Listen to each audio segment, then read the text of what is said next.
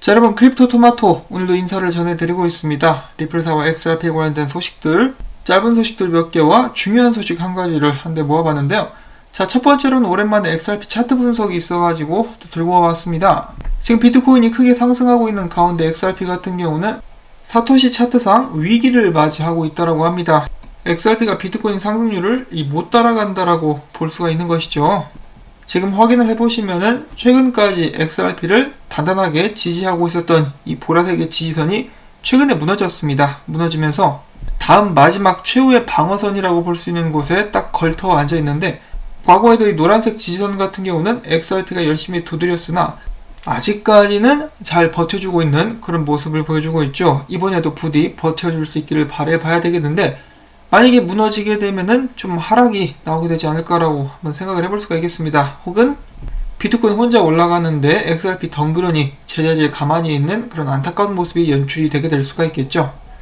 힘 좀 내봐라 XRP라고 이렇게 이야기를 해보고 싶은데, 그런 와중에서도 이제 XRP가 활용한 송금 ODL 같은 경우는 계속해서 이제 활용이 되고 있습니다. 뭐 그렇게까지 많은 양이라고 볼 수는 없겠지만은 2019년 10월 26일부터 현재까지 XRP를 활용해서 송금한 양이 10억 달러에 달했다라는 것인데요. 이제 시작 아니겠습니까? 10억 달러를 시작으로 해가지고 계속해서 송금량이 늘어날 수 있기를 바라보도록 하겠습니다. 자, 그 다음에 약간 중요한 업데이트가 나와가지고 또 한번 보려고 하는데요. 그 전에 이 ISO 2002에 대해서 알아봐야 될 것 같습니다. 그래서 혹시 모르셨던 분들을 위해서 잠깐 찾아봤는데, ISO 2002는 금융 업무 전반에 사용되는 통신 메시지에 관한 국제 표준이라고 볼 수가 있겠고요.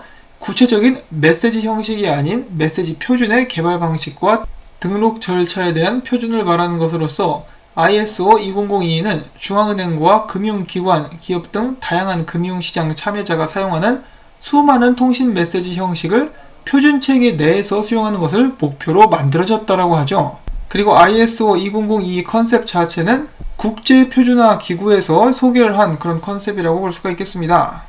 스위프트에 의하면은 이미 이 시스템 같은 경우는 70개 국가 이상에서 사용되고 있으며, 앞으로 전세계 모든 준비통화의 높은 볼륨 지불, 그리고 80% 이상의 글로벌 볼륨 및 87%의 가치 전송에 사용되는 표준 시스템이 될 것이다 라고 이야기를 하기도 했었습니다. 그래서 이 국제 표준 지불 메시징 시스템을 스위프트에서 또 열심히 개발을 하려고 노력을 해왔었는데요. 최근에는 이런 기사가 떴습니다. 유로피언 중앙은행은 스위프트가 원래 2021년 11월 계획했었던 ISO 2002 마이그레이션, 그러니까 시스템 운영 환경을 옮기는 이런 과정을 2021년에 계획을 했었는데 2022년 말로 연기하게 되었다라는 것인데요.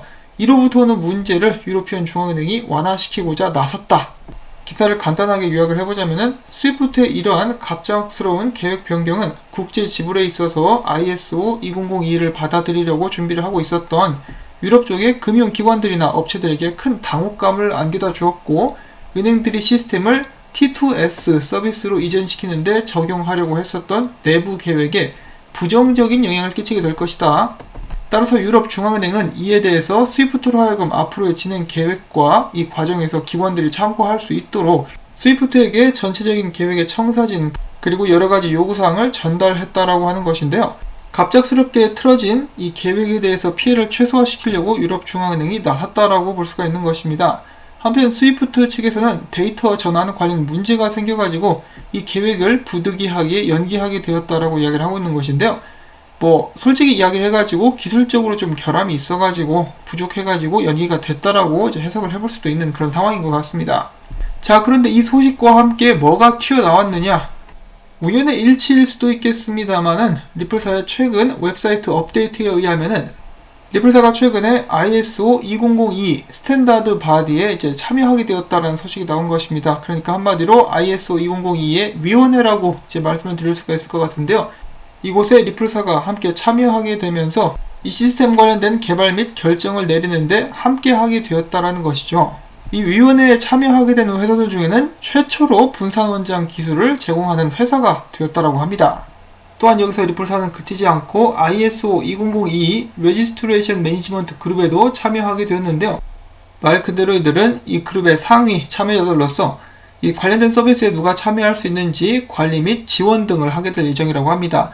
여기에 속해있는 그룹 멤버들을 보시면은 일단 각 나라들을 확인을 해보실 수가 있습니다. 이 강대국들은 전부 다 포함이 되어 있는 그런 모습들이 보여지고 있고요.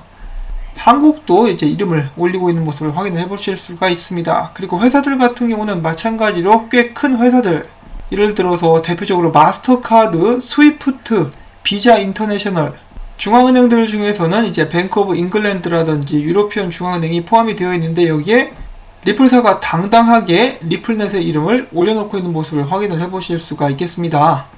그리고 리플사를 대표하는 3명의 인물로서는 나와 있는데요. 마커스 트레처, 제레미 라이트, 그리고 앤소니 랄프 등이 있다라고 합니다. 자, 그래서 리플사의 이러한 발표를 두고 여러가지 의견들이 나오고 있는데요.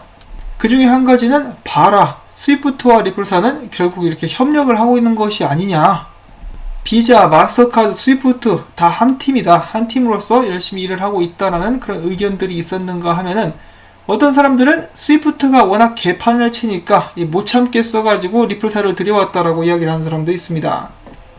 어떤 것이 진짜인지는 모르겠지만 한 가지 확실한 것은 지금은 이제 또 한 팀이 되었죠. 그리고 리플사 하면은 딱 떠오르는 거, 전 세계 50여 개 중앙은행들과 몇 년째 함께 일을 해오고 있었다. 그래서 여기 있는 각 국가들 같은 경우는 리플사가 들어오는 것이 전혀 이상하지는 않을 것입니다. 리플사 같은 경우는 최근에도 여러가지로 공격을 받고 있는데요. 사기다부터 시작을 해가지고 소송, 이제 XRP도 이제 사기다, 여러가지로 공격을 받고 있지만은 그럼에도 불구하고 제 갈 길을 이제 알아서 가고 있는 모습을 보여주고 있습니다. 이러한 중요한 시스템을 관리하는 위원회에도 이름을 당당하게 올릴 정도로 성장을 해 나가고 있고요. 앞으로도 지속적으로 전 세계적으로 더욱더 많이 인정을 받는 모습들이 기대가 되고 있습니다. 자, 그리고 여기서 마지막으로 한 가지 또 짚고 넘어가야 될 것은 ISO 2002 같은 경우는 일단은 메시징 시스템입니다.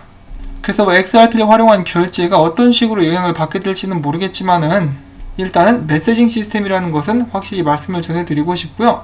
또한 더불어서 제가 이번 영상을 만들면서 잘 몰랐던 부분들도 있었기 때문에 미흡한 점이 나왔었다라면은 좀 양해를 해주시기를 부탁을 전해드립니다. 그렇지만 중요한 부분들을 전달하는 데 있어서는 이제 큰 무리는 없었다라고 보고요. 다만 이런 구체적인 시스템 같은 경우는 제가 지식이 그렇게 많지 않습니다. 앞으로 계속해서 배워 나가야 되겠죠. 자, 그리고 마지막으로는 제가 이런저런 정보를 찾다가 이런 기사를 접하게 되었습니다. 이 소액결제 시스템 80년대 수준에서 제자리 걸음을 하고 있다. 이 기사 같은 경우는 2016년도에 나왔었던 것인데요. 잠깐만 읽어보시면은 핀테크 등 소액결제의 규모가 빠르게 증가하고 있음에도 불구하고 금융당국 시스템은 이를 따라가지 못하고 있다는 지적이 나왔다. 우리나라의 지급결제 인프라 시스템은 1980년대 은행 및 정책당국이 만들었던 시스템에 머물고 있다라고 나와 있습니다.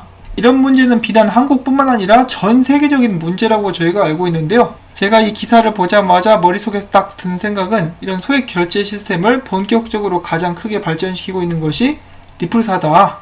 저도 항상 암호화폐 관련된 소식들을 접하고 있고 여러분들도 접하고 계시지만은 국제송금 이야기를 하면서 뭐 수수료 비용은 얼마가 됐다, 혹은 뭐 송금을 어떻게 될 것이다, 여러가지 라이벌들이 나오곤 있는데 이 소액 지불 결제에 대해서 언급하고 있는 것은 사실 리플사밖에 저는 보지 못했습니다. 거기서 그치지 않고 리플사는 항상 대대적으로 또 광고를 하지 않습니까? 리플사의 지불 시스템이라든지 소프트웨어는 중소기업들이 사용하기에 최적화가 될 수 있다. 그들이 사업을 이제 확장을 시켜 나가고 큰 대기업들이나 은행들과 경쟁을 하는데도 사용될 수 있다라고 말이죠. 그래서 리플사는 기술력도 뛰어나지만은 이 시장 방향성을 잘 잡은 것은 아닌가라고 이렇게 얼핏 생각이 들었었는데, 그런 부분들을 여러분들과 함께 잠깐 또 공유를 해보면서 오늘 영상은 여기서 또 마무리를 짓도록 하겠습니다. 오늘도 시청해주신 여러분들께 감사의 말씀 전해드리면서 좋아요와 구독하기 부탁드립니다.